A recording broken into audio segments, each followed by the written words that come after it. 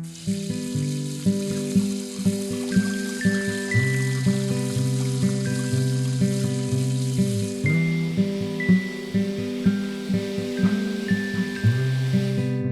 parle de quantité d'eau et de qualité d'eau. Quantité d'eau, parce que des éleveurs nous le signalent un petit peu, c'est que soit suite à des agrandissements ou suivant les saisons, leur puits ou leur forage n'arrivent pas à approvisionner suffisamment. On avait un forage initialement en place pour 70 vaches laitières qui était autosuffisant. On a quasiment doublé le nombre de vaches laitières, ce qui fait que ce forage-là s'est trouvé insuffisant et on a essayé de trouver des solutions. La problématique de l'eau, c'est de longue date parce que papa il avait déjà essayé de faire des forages à l'époque. On était descendu à plus de 100 mètres sur 3 forages. Et on est dans un secteur où il y a très peu de failles, très peu d'eau en nappe souterraine et beaucoup de fer aussi. Le troupeau a vachement évolué, donc du coup il y a une grosse demande qui se fait. Et nous, le puits n'arrivait pas à fournir par rapport à la demande. En plus de ça, il y a eu les cultures à côté qui sont venues s'ajouter.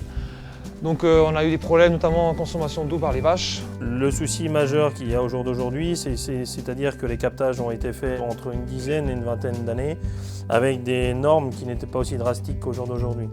Les cheptels ont doublé de volume, voire triplé de volume, et il y a des consommations, des besoins en eau qui sont beaucoup plus importants. Donc on se retrouve avec des captages qui ne fournissent pas assez par rapport à la demande de l'élevage. Donc dans ces cas-là, on a plusieurs méthodes. La première méthode, c'est de nettoyer le forage en profondeur pour réussir à redonner du débit si jamais la nappe, c'est juste un problème de colmatage. Derrière, ou sinon, c'est la deuxième solution bien souvent, c'est le stockage. C'est-à-dire qu'on met en place une cuve tampon de stockage qui permet de pallier aux pointes, dues au lavage du matériel, dues aussi aux pointes d'abreuvement lors des fins de traite, choses comme ça. On a régulièrement dans les élevages des consommations qui avoisinent les 10 mètres cubes, 15 mètres cubes par jour, ce qui représente des volumes annuels de 4000, 5000 mètres cubes, donc pour beaucoup d'élevages. Et là, on a évidemment des factures lorsque l'on utilise l'eau du réseau public qui sont relativement conséquentes. Donc du coup, on a repensé toute l'installation en mettant un citerneau et une cuve tampon pour pouvoir pallier aux soucis de manque d'eau. Alors concrètement, on a un réseau pour le forage et un réseau de la commune qui arrive distinctement l'un à côté de l'autre. Donc quand le forage tombe en panne, on bascule sur l'eau de la ville, quoi.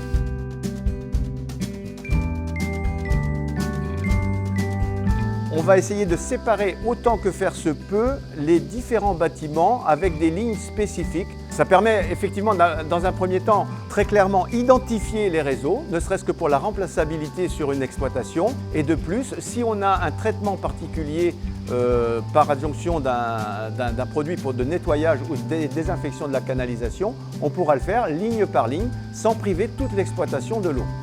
Cette quantité d'eau donc, va être problématique, mais elle va influencer aussi la qualité d'eau suivant le forage qui a été fait ou le puits qui est analysé, puisqu'ils sont analysés régulièrement dans les contrats suivis par le GDS. On voit qu'il y a des variations de la qualité d'eau. Les jeunes animaux vont être plus sensibles. Alors on pense aux jeunes veaux. Dans le lait reconstitué, on va utiliser de l'eau et donc cette qualité bactériologique est importante. Mais plusieurs exploitations ont des ateliers de porc ou de volailles et là aussi les jeunes animaux, les jeunes poussins, les jeunes porcelets seront très sensibles à l'eau. Alors évidemment, lorsque on a un défaut de qualité marqué, la première chose, ça va être d'interpréter l'analyse suffisamment finement pour pouvoir comprendre l'origine de ce défaut de qualité et ensuite, bien sûr, trouver avec l'éleveur, en face de ses contraintes à lui et des contraintes de son élevage, des moyens pour maîtriser cette qualité, l'améliorer et la maintenir dans le temps.